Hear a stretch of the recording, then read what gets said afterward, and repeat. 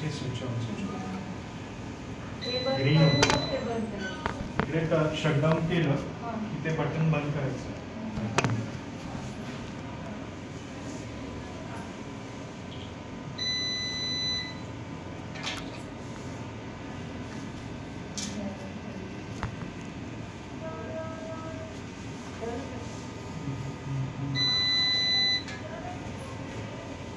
Clean नाही होते बरोबर. ग्लव्स आपले व्हाईट असतात ना, पावडर्स, त्याच्यामुळे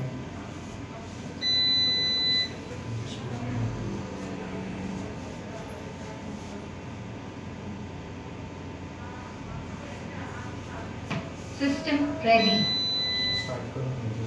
स्टार्टिंगचं काय सांगितलं तुम्ही? डायरेक्ट बंद नाही करायचं. हां, डिरेक्टली बंद Select. करायचं. आता हँडपीस नसेल किंवा जी गोष्ट नसेल तर प्रत्येक गोष्टीचं ओपन असलेल्या सगळ्या गोष्टी अलर्ट करायच्या. जसं हँडपीस नाही आहे, तसं हँडपीस डिरेक्टली असं लावून द्यायचं. सिलेक्ट स्टार्ट केल्यानंतर पहिले हँडपीस लावायचं किंवा मग आधी पण लावून स्टार्ट करू. हां, स्टार्ट करू शकता.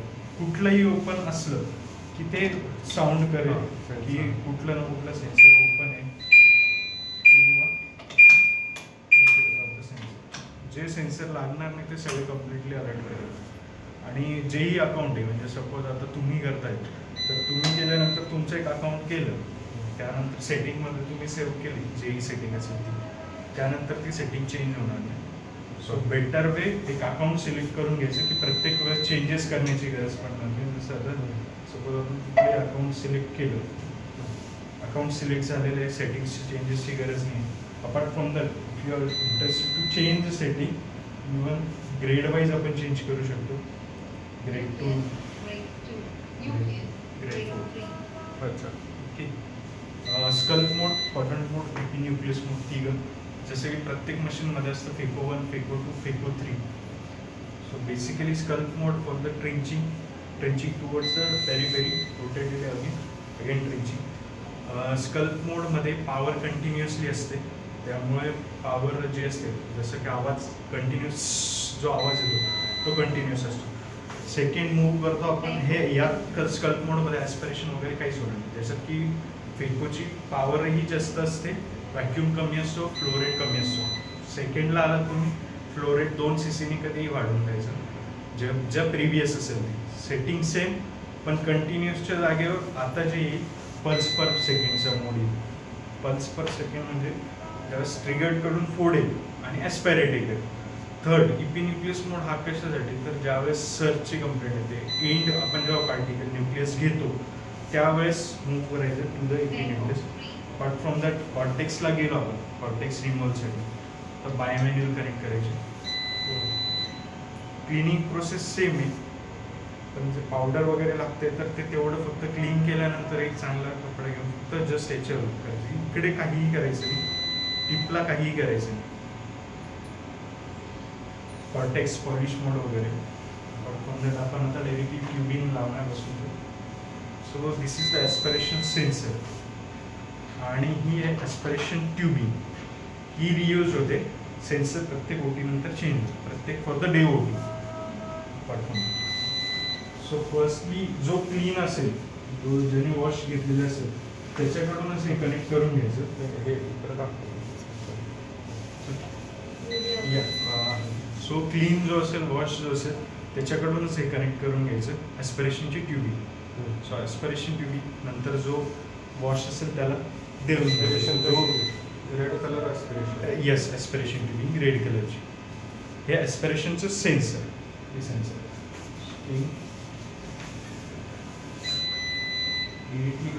जोही कोणी असेल, इकडची कुठलीही बाजू जोही नॉर्मल पर्सन असेल तो करू शकतो चेंज करून घ्यायचं, मूव होतं. आता हे सेन्सर कंटिन्युअसली सुरू. बऱ्याच वेळेस ही ट्युबिंग अशीची अशी सुटते, त्यामुळे आपण पॉवर डिलिव्हरी करताना व्हॅक्यूम येत नाही, पॉवर डिलिव्हरी होत नाही. सो त्याकरता हे 6 pinches रोलर्समध्ये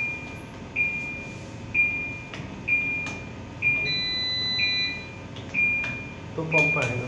yes, peristaltic pump. So यातनं गेल्यानंतरच जे हे कम्प्लीट व्हॅक्यूम वगैरेचं जे ते आपलं कंटिन्युअसली होईल.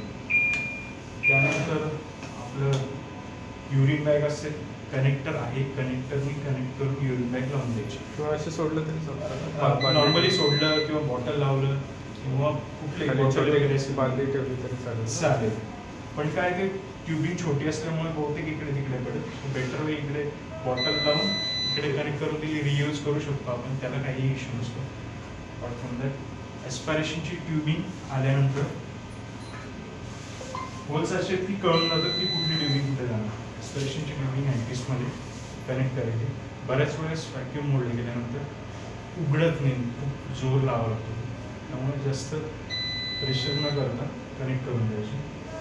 त्यानंतर इथे ही इरिगेशनची ट्यूब. सो आत्ता रिसेंटली कंप्लेंट होती की फ्लो येत नव्हता इरिगेशनच्या ट्यूबिंगमध्ये. सो हे सराई जो असेल तोच पॅकेट फोडेल, त्याच्यातून काढून घेईल सराई पर्सनकडून, तो कनेक्ट करेल. बाकीची जी 1/3 असेल, 1/3 म्हणजे 85, 90, 95 पर्यंत हाईटची प्रोसेस, म्हणजे तेवढी ट्यूबिंग सोडून द्यायची. खूप मोठी लांब आहे, सोडल्यानंतर ही अडकवली आपण.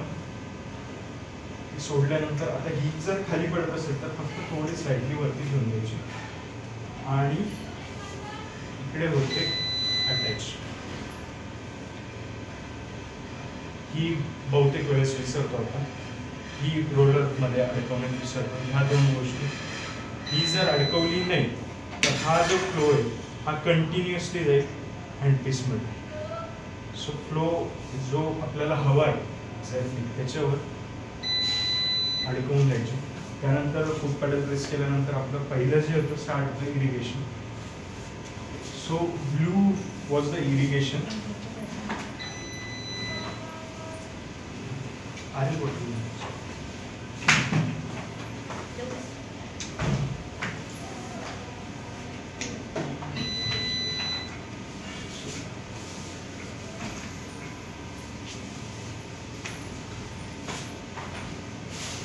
blue was irrigation, red aspiration.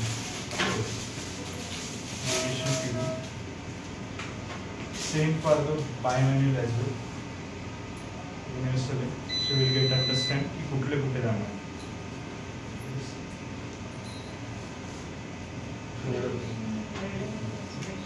लांब झाला सिस्टम.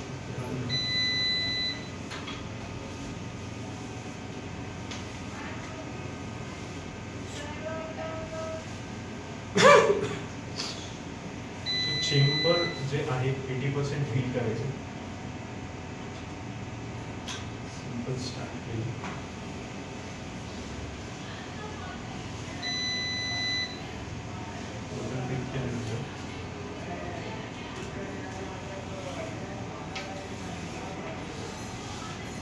आपल्याला 85+ ठेवून द्यायची नॉर्मली डेली. जी ही रिमेनिंग असेल ती अशी पडू जाईल.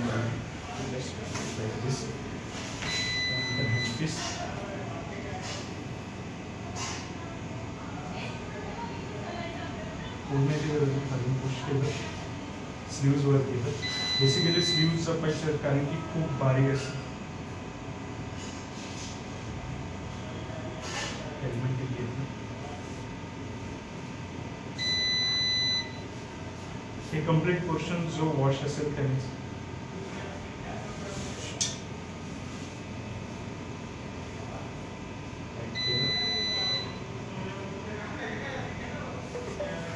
केलमन का टाकली तर स्लीव टाकताना केलमनचा जो आर्क असतो तो डिपेंड. ज्या वेळेस ह्या होल्समधून बऱ्याच वेळेस बाहेर निघताना फाटतो तर त्यावेळेस सिम्पली जर असं टेक करून तुम्ही मूव्ह केलं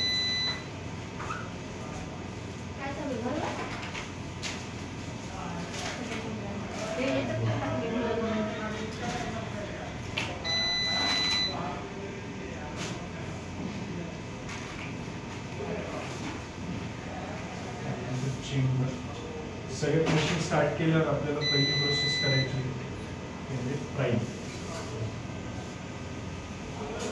स्टार्ट केल्यानंतर अकाउंट सिलेक्ट केलं, जो युजर असेल त्यानं त्याच्यानंतर कोणता बटन दाबायचं? प्राईम. डायरेक्ट प्राईम दाबायचं. प्राईम फर्स्ट की परफॉर्म करता येईल परफेक्टली मशीनच्या सगळ्या गोष्टी आणि आपल्याला फ्लो वगैरे सगळं कम्प्लीट चेक होतं. पॉवर डिलिव्हरी होते की स्टार्टिंगला म्हणून केल्यावर आणि ट्यून होतं.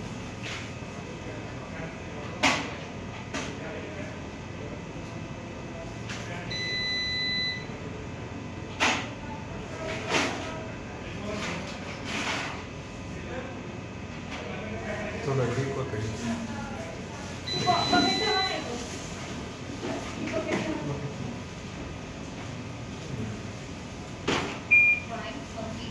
ट्यून करण्यासाठी त्यावरच जबल. हा जो साऊंड आहे हा कंटिन्युअस असेल म्हणजे हँडपीस वर्क करतोय प्रॉपरली. जर साऊंड अडकत येत असेल तर म्हणजे काहीतरी सर्व्हिस प्रॉब्लेम आहे. त्यानंतर आपण असेंडिंग डिसेंडिंग ऑर्डर केलेली ही बटन्स आहे 1 2 3 4 पोझिशन आहे आणि फिफ्थ जो आहे तो sweep. Position first second third fourth आणि ही फिफ्थ पोझिशन. ओके ते काय साईड कशासाठी रिफ्लेक्स करू शकतो. प्रोग्राम असेंडिंग डिसेंडिंग करू शकतो आपण. जे ही आपण कस्टमाइज करू शकतो. रिफ्लेक्सला बटन नाही म्हणजे ते साईडलाच करावं. नाही रिफ्लेक्सला तुम्ही बटनही ठेवू शकतात बट आपल्याला रिफ्लेक्स कंटिन्युअस लगेचच लागतं पॉईंट ऑफ टाईमला. सो त्याकरता बेटर होईल स्वीपवर ठेवलं तर पाय उचलण्याचीही गरज नाही. तर फर्स्ट याला असेंडिंग केलेलं आहे कंटिन्युअस ऑन ऑफसाठीचं इरिगेशन आणि सेकंड डिसेंडिंग ऑर्डर बॅक फेको 1 म्हणून 2 वर परत यायचं. परत इकडे तुम्ही परत इरिगेशन ऑन ऑफ. अच्छा हे असेंडिंग ते डिसेंडिंग हे irrigation on off irrigation again irrigation on off. Apart from that if you are interested to change this setting मेन्यूमध्ये आलं फूड स्विच. या फूड स्विचचे setting position wise foot switch आपण प्रोग्राम इन्क्रीमेंट दिलेली पोझिशन 1 सेकंड ती इकडे दिसते. फर्स्ट सेकंडला इरिगेशन ऑन ऑफ थर्डला दिले डिसेंडिंग आणि इरिगेशन ऑन ऑफ अगेन फोर्थला बॅक फ्लशसाठीची फिफ्थ पोझिशन. या पोझिशन्स आपण आपल्यानुसार कस्टमाइज करू शकतो. जर तुम्ही फ्लिपला जर करायचं असेल तर तिथे असेंडिंग पण करू शकतो प्रोग्राम डिसेंडिंग पण करू शकतो किंवा इरिगेशन. बॅक फ्लॅश म्हणजेच रिफ्लेक्स ना. येस येस तुम्ही साईडला बोलले होते. हेच पोझिशन साईड वेव्स जे आहेत ना ती पोझिशन आहे फ्लिपकार्ट. त्यानंतर पर्सनलाइज सेटिंगमध्ये म्हणजे साऊंड आवाज किती हवा आहे. नंतर ॲस्पायरेशनचं ऑक्लिजन साऊंड येतो. तो डिसेबलही करता येतो बंदही करता येतो अनेबलही करतो. त्यानंतर या सगळ्या बॅक फ्लशचं साऊंड किंवा डायफॅक्टरीचं साऊंड या सगळ्या गोष्टी. त्यानंतर आपण क्लीन करतो ही कम्प्लीट इरिगेशनची ट्यूब बाकीच्या सगळ्या टाकून देतो. इरिगेशनची रेड ट्यूबिंग फेकायची नाही. जेव्हाही आपला यूज झाला कम्प्लीट किंवा आपण चेंजेस केलेले आहेत सेटिंगमध्ये पॉवर चेंज केलेली सेट म्हणून द्यायचं म्हणजे ती नेक्स्ट टाइम जशी असेल. अकाउंट सिलेक्ट केलेलं हो. जर अकाउंट सिलेक्ट नसेल तर आपण केलेले कुठलेही चेंजेस किंवा काही ते काही राहणार नाही. त्यानंतर ॲड अकाउंट करायचं असेल तिकडे ॲड करून घ्यायचं किंवा डिलीट करायचं आहे तर डिलीट हे जाऊ शकतं. ॲड केलं जेही कोणाला नवीन ॲड करायचं असेल त्याने डिलीट कुठलेही सिलेक्ट करून डिलीट होऊन बाकी यायचं होऊन मशीन बंद करताना तात्पुरती मशीन सुरू राहू द्यायची. क्लिनिंग झाल्यानंतर ॲस्पिरेशनची ट्यूबिंग जी क्लीन केल्यानंतर विट्रेक्टॉमीला जाईल. ड्राय होत नसेल ना क्लीन केलेली केबल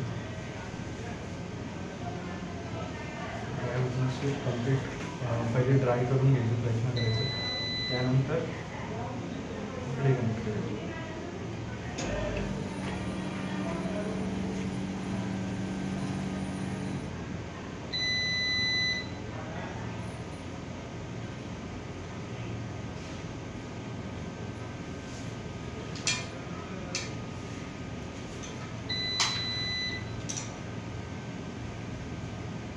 रेड ट्यूबिंग ॲस्पिरेशनची फेकायची नाही आहे. जोपर्यंत चेंजेस होत नाही कलर चेंज होईल.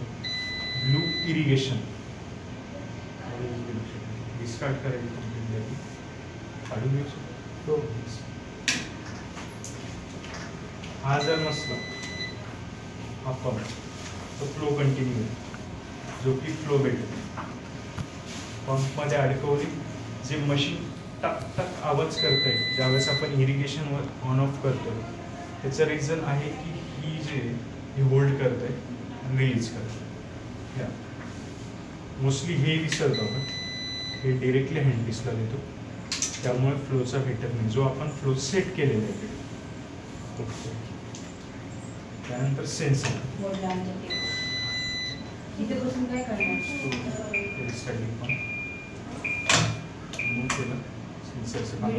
सेन्सरची कॅप जी आहे ही कॅप आहे ही फेकायची नाही. ही कॅप याच डिरेक्शनमध्ये ठेवायची. हे डिस्कार्ड करायचं आहे. ब्ल्यू टू ग्रीन जी आहे ती डिस्कार्ड करायची. रेड टू ग्रीन नाही. ॲस्पिरेशन बस. क्लिनिंगची प्रोसेस सांगून लाईक सिरिंज आणि थोडंसं टेस्ट करू.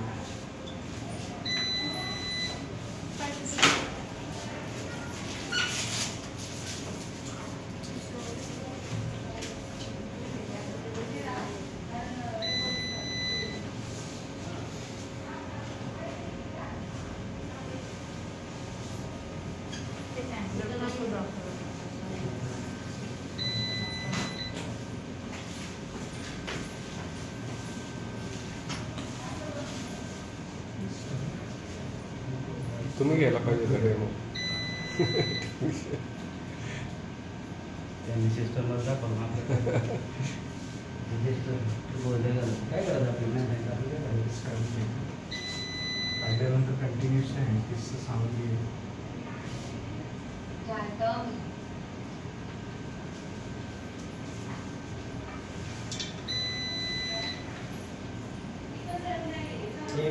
ही पडू द्यायचं नाही. हो येत नव्हतं फास्ट येत नव्हतं. यात अडकवलं होतं. त्यात अडकवलं दाखवलं पण इथं हे काय केलं एक वर लूज केलं की फास्ट येतं याचं. काय केलं की कमी नाही याचं आणि इरिगेशनचं कुठलंही संबंध नाही. हा जो आहे फक्त हा ॲस्पिरेशनचं बघेल इरिगेशनचं बघणार नाही.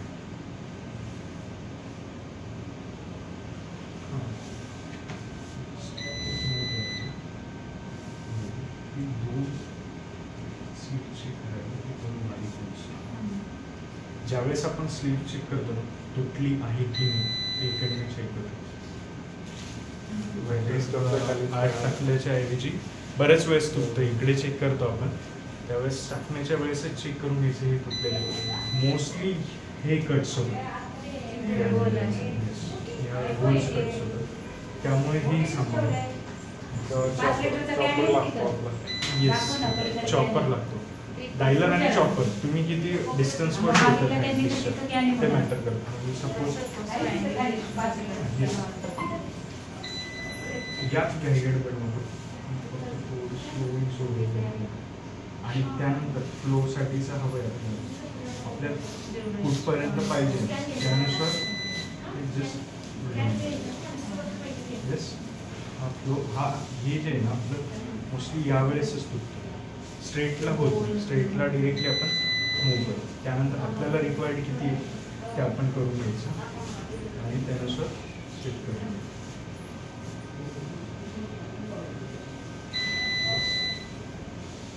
एवढीच आपल्याला हवी. फ्लो इकडून आणि तिकडून बाहेर.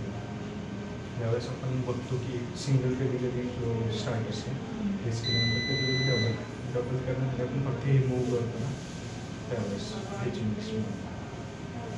क्लीन करताना स्लीव्स आहेत ही स्कार्टच्या टीप अशीच्या अशी हवी.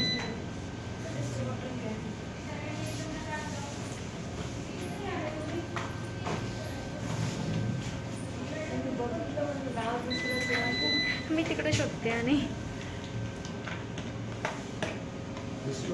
प्लांट नाही आहे आपल्याला असं मागवले. गाडी करायला लेटर द्यायला लावलं होतं 5 लिटरचं कॅन.